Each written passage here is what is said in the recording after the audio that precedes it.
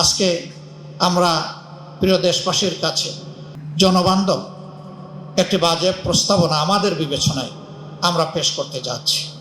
এর আসল বিচারক হবেন জনগণ। এ বাজেট পেশ করার পরে আমরা সচেতন জনগণের কাছ থেকে ফিডব্যাক আশা করব। আমাদের কোনো প্রস্তাবনা তাদের কাছে ভালো লাগলে সেটা বলার দরকার নেই, কিন্তু কোনো প্রস্তাবনা যদি জনস্বার্থের বিপক্ষে হয় তারা যেন আমাদের দৃষ্টি আকর্ষণ করে, আমাদের সমালোচনা করে, আমাদেরকে সহযোগিতা করে।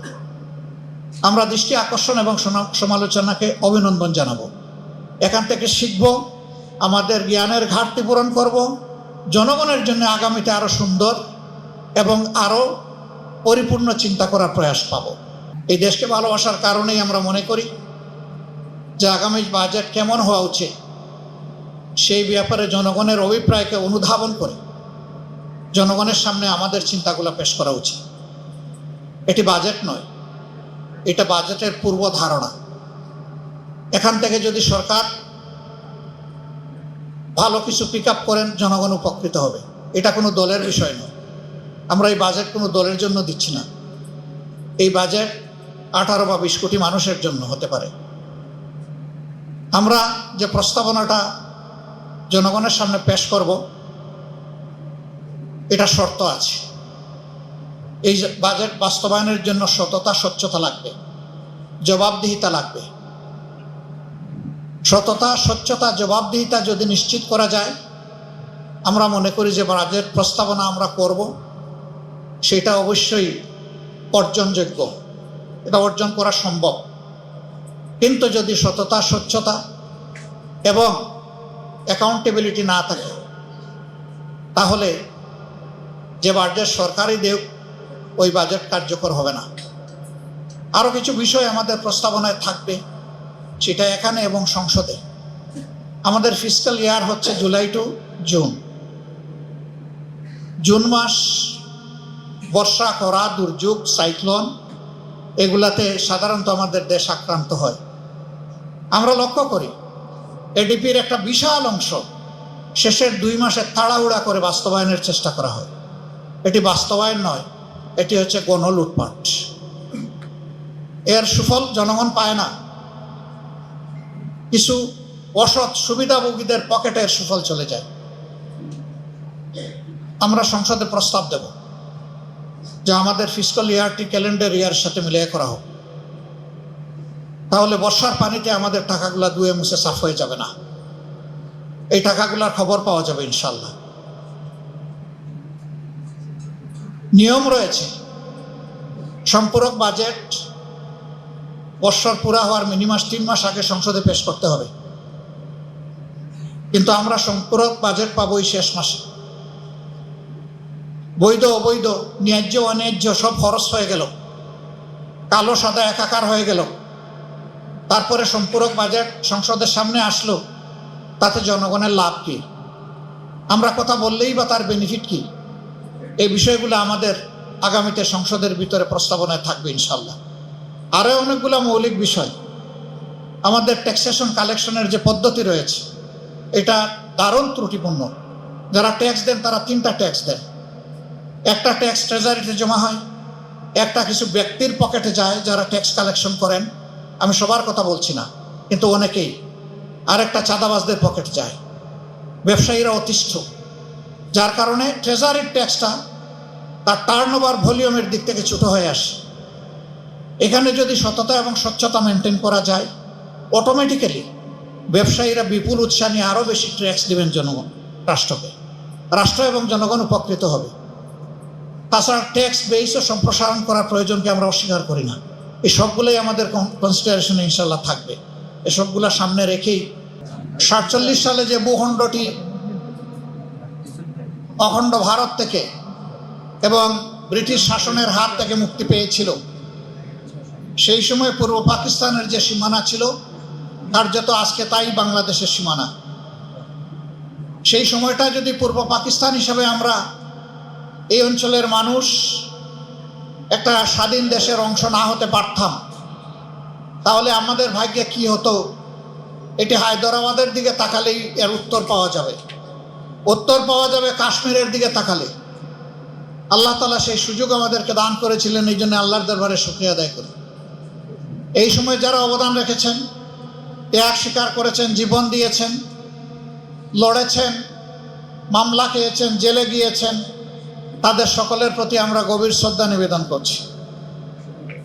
এরপরেই পাকিস্তান তার অভীষ্ট লক্ষ্যে পৌঁছার জন্য কার্যক্রম শুরু করলেও কার্যত পাকিস্তানের শাসকদের দূরদৃষ্টির অভাবে তারা পূর্ব পাকিস্তানের উপরে ইনসাফ করতে পারেননি, যার কারণে দুই জায়গায় বৈষম্য তৈরি হয় এবং তার বিস্ফোরণ ঘটে ৭০ সালের নির্বাচনের পরেও যদি জনগণের রায়ের প্রতি তৎকালীন সরকার যারা ছিলেন তারা সম্মান প্রদর্শন করতেন, তাহলে চিত্র ভিন্ন হতো। কিন্তু সেই সম্মানটুকু প্রদর্শন করতে ব্যর্থ হওয়ার কারণে একটি মুক্তিযুদ্ধ অনিবার্য হয়ে উঠেছিল। এই যুদ্ধে যারা জীবন দিয়েছেন, লড়েছেন, ত্যাগ স্বীকার করেছেন, মহান আল্লাহর দরবারে দোয়া করে আল্লাহ তাদেরকে শহীদ হিসাবে কবুল করুন। মাঝখানে ৫২তেও একটা সংগ্রাম গিয়েছে, আমরা তাদের প্রতিও শ্রদ্ধা নিবেদন করি। ত্যাগ স্বীকারকারীদের মধ্যে যারা বেঁচে আছেন, আমরা তাদের প্রতিও গভীর শ্রদ্ধা নিবেদন করছি। হলো বাংলাদেশ দ্বিতীয়বার স্বাধীন। দ্বিতীয়বার স্বাধীনতার আগে নেতারা তখন জনগণকে ওয়াদা দিয়েছিলেন যে এমন একটি দেশ আমরা জনগণকে উপহার দেব যেখানে ন্যায় বিচার প্রতিষ্ঠিত হবে, কোনো বৈষম্য থাকবে না এবং অর্থনৈতিক সংকট দূর হবে, বেকারত্ব থাকবে না, আমরা সমস্ত শিশুদেরকেই তাদের প্রাপ্য শিক্ষা নিশ্চিত করব। কিন্তু না, তার কোনো আদায় পূরণ হয়নি। বরঞ্চ এখানেও এসে জনগণের অভিপ্রায়ের প্রতি সম্মান দেখাতে তৎকালীন সরকার দারুণভাবে ব্যর্থ হয়েছিল, যার কারণে ৪ বছরের মাথায় দুঃখজনকভাবে তাদেরকে বিদায় নিতে হয়েছে। ক্রমাগত পট পরিবর্তনের মধ্য দিয়ে আজকের বাংলাদেশ এসে এখানে দাঁড়িয়েছে। ২৪ সালে এদেশের মানুষ একটি পরিবর্তনের আকাঙ্ক্ষা বুকে নিয়ে বুক পেতে লড়াই করেছিল। এ লড়াই কোনো দলের পক্ষ থেকে হয়নি, এই লড়াই হয়েছে জনগণের পক্ষ থেকে। এর আগে আমরা বিরোধী দলে যারা ছিলাম দফায় দফায় আমরা নির্যাতিত হয়েছি, আক্রান্ত হয়েছি, জেলে গিয়েছি, জীবন দিয়েছি, ফাঁসির কাস্টে ঝুলেছি, আমরা আন্দোলন করেছি, কিন্তু স্বৈরাচারকে আমরা তাড়াতে পারিনি। সেই সময়টা ছাত্র যুব সমাজ তাদের একটি ন্যায্য অধিকারের দাবিতে রাস্তায় নেমেছিল। অতীতের ফ্যাসিবাদী কায়দায় সে আন্দোলন দমনেরও চেষ্টা হয়েছিল, কিন্তু শেষ পর্যন্ত সমগ্র দেশবাসীর ছাত্র জনতা, শ্রমিক, কৃষক সকলের ঐক্যবদ্ধ প্রতিবাদ, প্রতিরোধ এবং লড়াইয়ের মুখে ফ্যাসিস্ট সরকার অপমানজনকভাবে বিদায় নিতে বাধ্য হয়েছে। তার প্রেক্ষাপটে একটি জন অভিপ্রায়ের ভিত্তিতে একটি সরকার গঠিত হয়েছিল। তারাও জাতির উপরে শেষমেশ ইনসাফ করতে পারেননি। এই জাতি বেইনসাফের শিকার হয়েছে।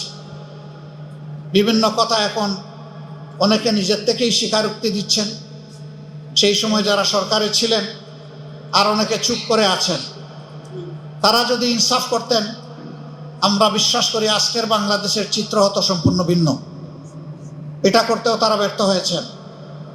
নির্বাচনে জনগণ বিপুল উৎসাহ উদ্দীপনা নিয়ে অংশগ্রহণ করেছে, ভোট দিয়েছে, ভোট হয়েছে সুষ্ঠু, রেজাল্ট সুষ্ঠু হয়নি এটা ইতিমধ্যেই আত্মস্বীকৃত বিভিন্ন সাক্ষীও পাওয়া গেছে। আমি ওই দিকে যাচ্ছি না। তারপরেও আমরা চেয়েছিলাম দীর্ঘদিন ফ্যাসিবাদী শোষণের জাতাকলে পিষ্ট এই জাতি আস্তে আস্তে গণতন্ত্রের রৌটে উঠে যাক। সেই জন্যে আমাদের হাজারো আপত্তি, রিজার্ভেশন থাকা সত্ত্বেও আমরা সেই নির্বাচনের ফলাফল মেনে নিয়েই সংসদে গিয়েছিলাম।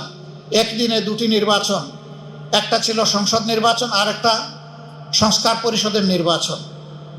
গণভোট, 2টা ব্যালট পেপার ছিল, জনগণ 2টাতেই রায় দিয়েছে, কেউ একটাতে রায় দেয়নি। এর আগে আমরা সমস্ত রাজনৈতিক দলগুলা বলেছিলাম গণভোটের রায় আমরা সকলে মেনে নেব এবং সেই অনুযায়ী দেশ পরিচালিত হবে।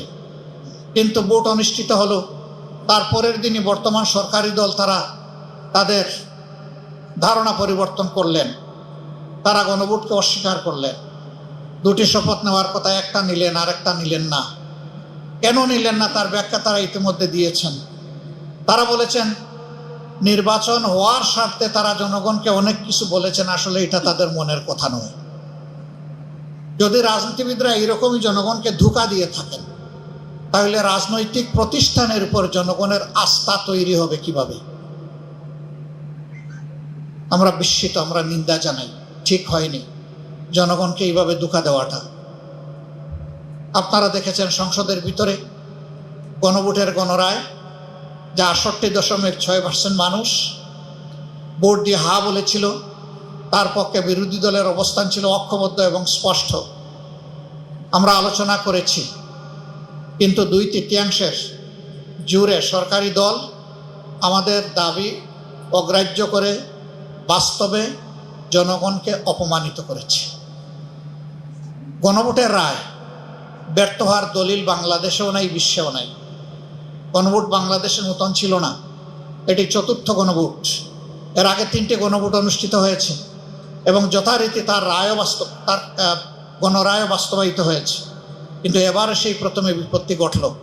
আমরা জানি কি জন্য ঘটেছে। আমরা যা আশঙ্কা করেছিলাম এখন তা স্পষ্ট হয়ে উঠেছে সমাজে। আর্থিক, রাজনৈতিক, প্রাতিষ্ঠানিক, সাংবিধানিক সকল জায়গায় আজকে নির্লজ্জ রাজনৈতিক হস্তক্ষেপ একেবারেই স্পষ্ট। সেন্ট্রাল ব্যাংক থেকে শুরু করে বিভিন্ন ব্যাংক, বিমা কর্পোরেশন, এই সবগুলোর আজকে সেই থাবা বিস্তৃত হচ্ছে এবং সমাজের অপরাধী লোকদেরকে গুরুত্বপূর্ণ জায়গায় বসিয়ে দেওয়া হচ্ছে, যাদের বিরুদ্ধে অপরাধ বিভিন্নভাবে প্রমাণিত। এইভাবে যদি দেশের অর্থনৈতিক ব্যবস্থাপনার উপর রাজনৈতিক অন্যায্য হস্তক্ষেপ অব্যাহত থাকে, তাহলে ইতিমধ্যেই অর্থনীতির ২ অঙ্গের এক অঙ্গ মাটির সাথে পড়ে গড়াগড়ি বাঁচছে, স্টক মার্কেট, আর একটা অঙ্গ ব্যাংক, বিমা কর্পোরেশন। এইটাও যদি এলোমেলো বিধ্বস্ত হয়ে যায়, তাহলে জাতির গন্তব্য কোথায় গিয়ে দাঁড়াবে? মূল দায়িত্ব সরকারি দলের। তারা এই দায়িত্ব এখন পর্যন্ত পালন করার কোনো সদিচ্ছা তাদের ফুটে ওঠেনি। আজকের এই সম্মেলনে আপনারা যারা এসেছেন, আবারও সবাইকে আমাদের পক্ষ থেকে কৃতজ্ঞতা এবং অভিনন্দন জানিয়ে আপাতত আমার বক্তব্য এখানে শেষ করছি। আল্লাহ তাআলা আগামীতে মিলেমিশে জনগণের আকাঙ্ক্ষার একটা বাংলাদেশ আমাদেরকে গড়ে তোলার তৌফিক দান করুন। আসসালামু আলাইকুম ওয়া রাহমাতুল্লাহি ওয়া বারাকাতুহু।